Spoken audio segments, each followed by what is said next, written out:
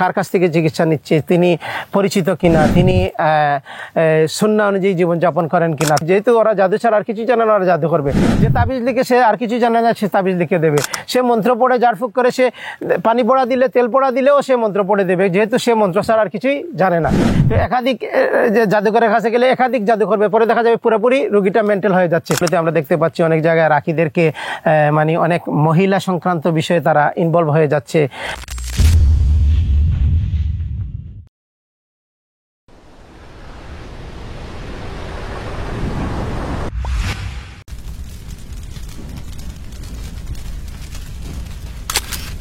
আমাদের দেশে যেহেতু আমরা ইতিপূর্বে বলেছি যে রুকিয়ার যেহেতু এখন প্রসার হয়েছে, রুকিয়ার সোশ্যাল মিডিয়ার মাধ্যমে মানুষ জানতে পারছে, এই জন্য এক শ্রেণী অসাধু লোক যারা স্বার্থান্বেষী তারা রুকিয়াকে ব্যবহার করতেছে এবং তাদের ওই পুরাতন যে চিকিৎসা, যেটা জাদুর মাধ্যমে চিকিৎসা করে থাকে, জিনের মাধ্যমে চিকিৎসা করে থাকে, তারা তাদের ওইটাই চালাচ্ছে, কিন্তু নাম চেঞ্জ করে ফেলছে, লেভেল চেঞ্জ করে, মাল ভিতরেরটা ঠিকই আছে।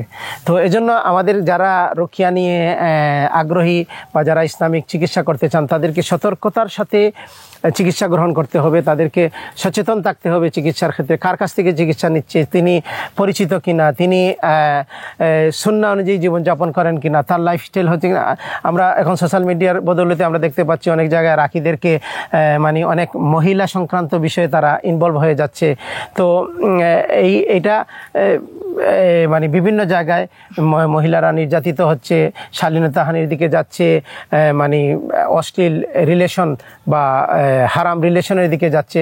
তো এগুলা রুকিয়া চিকিৎসা, যেহেতু মহিলারা রাখীদেরকে কাছে আসার সুযোগ পায়, আর যেহেতু মানুষ যখন অসুস্থ থাকে তখন তার দুর্বলতার সুযোগ নিয়ে এটা করা হয় থাকে। পাশাপাশি আমাদের দেশে যে চিকিৎসা করা হয়, অধিকাংশ আলেম হোক আর কবিরাজ হোক বা তান্ত্রিক হোক, সবাই হচ্ছে এই বিষয়ে যাদের অ্যাকর্ডিং টু কোরআন এন্ড সুন্নাহ তাদের নলেজ নাই। নলেজ থাকলেও যেহেতু ওইটাতে মানুষের যেহেতু কাস্টমার ওই রকম না, এবং তারা কাস্টমাররা দ্রুত চায় যে 24 ঘন্টার ভিতরে রেজাল্ট পেয়ে যাবে, এই জন্য তারা ওইরকম চ্যালেঞ্জ দেয় মানুষদেরকে, 24 ঘন্টার ভিতরে ভালো করে ফেলবো, 7 দিনের মধ্যে রেজাল্ট পেয়ে যাবেন, অন্যথায় ফেরত হবে, যে বিফলে মূল্য ফেরত, এই ধরনের মানে এই আকর্ষণীয় বিজ্ঞাপন দিয়ে তারা এইরকম মানুষদেরকে কি করতেছে, প্রতারণার আশ্রয় নিচ্ছে। আর যেহেতু আমরা সবসময় বলে থাকি যে যেহেতু আমাদের কাছে যেই রোগী আসুক না কেন, আমরা তাকে কি বলবো, আমরা তাকে বলবো যে কোরআন পড়েন, কোরআন শুনেন, কোরআন পড়া পানি খান, তেল খান, মধু খান, কোরআন পড়া পানি দিয়ে গোসল করেন। আমরা তাকে বলবো যে সকাল সন্ধ্যার জিকির করেন। কিসের জন্য? আমাদের তো ওইটার বাইরে আমাদের আর জানার কোনো সুযোগ নাই, আর কিছু আমরা জানি না যে আমরা দেব। ঠিক অনুরূপভাবে একজন জাদুকরের কাছে গেলে সে জাদু করা ছাড়া আর কিছুই জানে না। তো সে তার রোগীর কাছে গেলে সে তার রোগীকে একটা জাদুর মাধ্যমে সে চিকিৎসা দেওয়ার চেষ্টা করে, তাকে জাদু করবে। তো একাধিক জাদুকরের কাছে গেলে একাধিক জাদু করবে, পরে দেখা যাবে পুরোপুরি রোগীটা মেন্টাল হয়ে যাচ্ছে। এবং অনেকেই দেখা যায় যে 10-15 বছর ধরে বিভিন্ন জায়গায় চিকিৎসা নিতে নিতে ফেড আপ হয়ে গেছে, এবং রোগীও পুরোপুরি দেখা যায় যে পুরোপুরি মেন্টাল হয়ে গেছে। কারণ কি, যে সে যত জায়গায় গেছে সে প্রতারিত হয়েছে, এবং যেহেতু ওরা জাদু ছাড়া আর কিছু জানে না, ওরা জাদু করবে। যে তাবিজ লিখে সে আর কিছু জানে না, সে তাবিজ লিখে দেবে।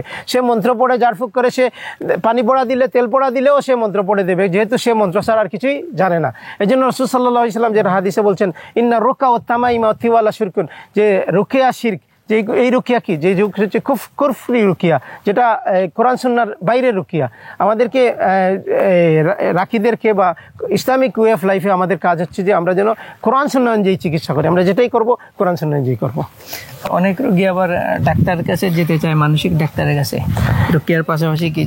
হ্যাঁ, রুকিয়া রাসূল সাল্লাল্লাহু আলাইহি ওয়াসাল্লামের জীবনী থেকে আমরা দেখি রাসূল সাল্লাল্লাহু আলাইহি ওয়াসাল্লামকে একটা পোকা কামড় দিল। সুনান তিরমিজিতে ইমাম তিরমিজি সহিহ সনদে বর্ণনা করছেন যে রাসূল সাল্লাল্লাহু আলাইহি ওয়াসাল্লাম পোকা কামড় দিলে রাসূল সাল্লাল্লাহু আলাইহি ওয়াসাল্লাম সেখানে লবণ মিশ্রিত পানি দেন, মানে বর্তমানে স্যালাইন পানি দেন, এবং সাথে সাথে তিনি ঝাড়ফুঁক করেন। তাহলে এই রাসূল সাল্লাল্লাহু আলাইহি ওয়াসাল্লামের জীবনী থেকে আমরা কি পাইলাম, যে তিনি 2টা চিকিৎসা একসাথে গ্রহণ করছেন।